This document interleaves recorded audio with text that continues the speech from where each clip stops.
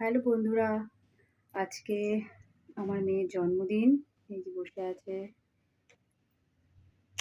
তোমরা সবাই ওকে আশীর্বাদ করো যেন বড় হতে পারে।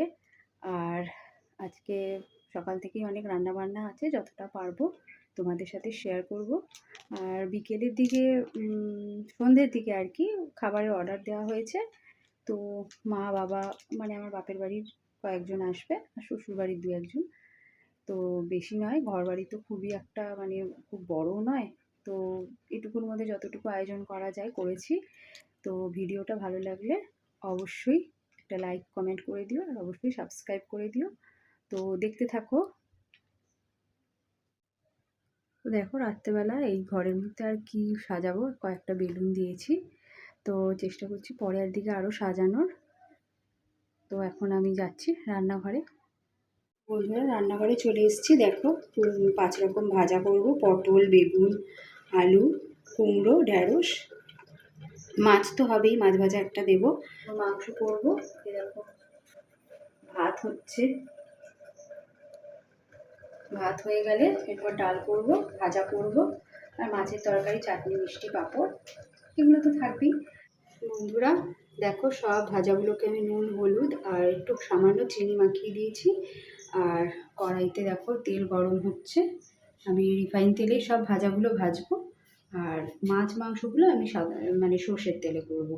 তো ভাজাগুলো ভেজে নিই, তোমাদের দেখাচ্ছি পরে।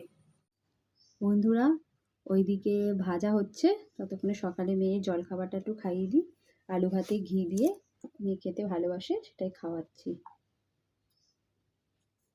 বন্ধুরা আমার সব রকম ভাজা হয়ে গেছে, এবার চলো মাছ আর মাংসটা ধুয়ে নিই। বন্ধুরা বাইরে ঝিরঝির বৃষ্টি হচ্ছে, কদিন ধরে তো বৃষ্টি হয়েই চলেছে। তো আমাদের মানে ধোয়ার ব্যবস্থা ঘরে নেই, বাইরে কল আছে, বাইরেই ধুতে হবে। এই জন্য মাথায় ওড়নাটা দিয়ে নিয়েছি যাতে বৃষ্টি না হয়।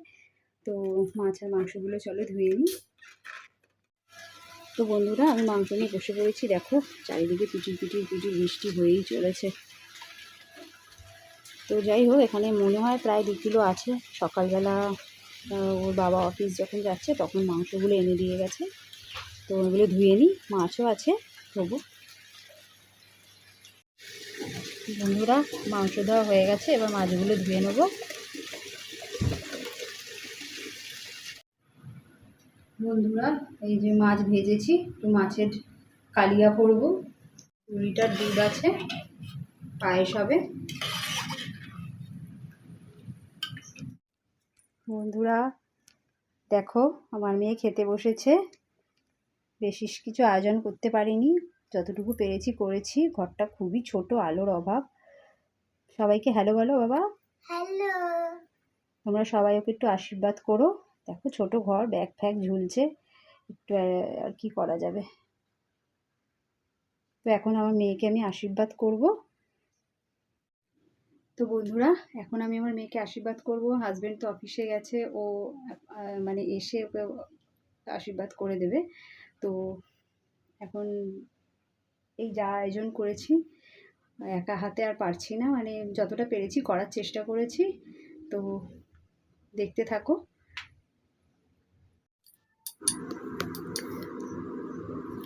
তো বন্ধুরা মেয়েকে আশীর্বাদ করব বসেছি, কোথা থেকে শুরু করব বুঝে উঠতে পারছি না।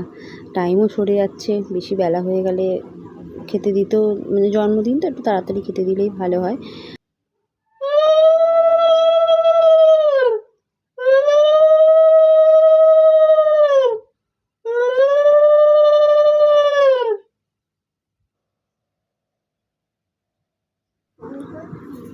তো সব কিছুই বাজার আয়োজন করা হয়েছে। এবার যেহেতু ওর বাবা অফিস কামাই করতে পারবে না, সব আগের দিনকেই জোগাড় করে এনে রেখে দিয়েছে। আমি মানে সর্ষের তেলও এনেছিল, আমার ভুল হয়েছে। আমি যদি একটু আলাদা তুলে রাখতাম তাহলে আমাকে প্রদীপটা আমি ধরাতে পারতাম আর কি।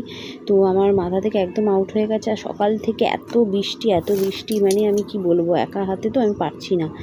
আর মা বাবাও যে এসে হেল্প করবে, বাবার একটু বয়স হয়েছে, মা তো এক জায়গায় ডিউটি করে, ওই জন্য আসতে পারবে না, ডিউটি কামাই হলে মুশকিল আছে। তো তাই আমি মোমবাতি ধরিয়েই করেছি, কি করব, কিছু তো আয়োজন তো করতে হবে। কিন্তু প্রদীপ ধরানো হোক আর না হোক, প্রদীপটা তো শুভ। আর মা বাবার আশীর্বাদ সবসময় সন্তানদের কাছে সবসময়ের জন্যই থাকে, তাতে প্রদীপের প্রয়োজন হয়তো হয় না, তবুও এটা একটা নিয়ম করতে হয়। কিন্তু আমারই একটু ভুল হয়েছে। তো যাই হোক, আমার মেয়েকে খেতে দিয়েছে, ও খাচ্ছে।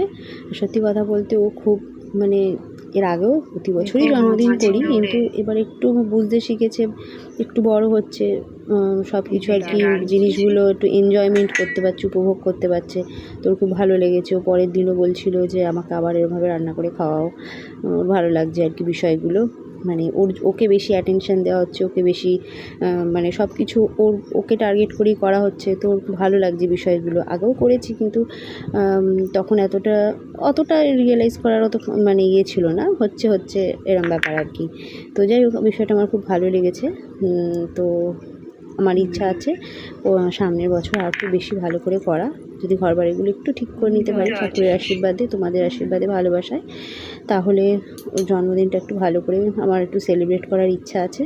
কিন্তু ওই যে যেমন পরিস্থিতিতে সেই অনুযায়ী চলতে হবে। তো তার মধ্যে দিয়েই আমি যতটুকু করার চেষ্টা করেছি। তো তোমরা বলো আয়োজনটা কেমন হয়েছে, তো দেখতে থাকো। মুখে দাও, মুখে দাও। ভালো হয়েছে বাবা ডালটা।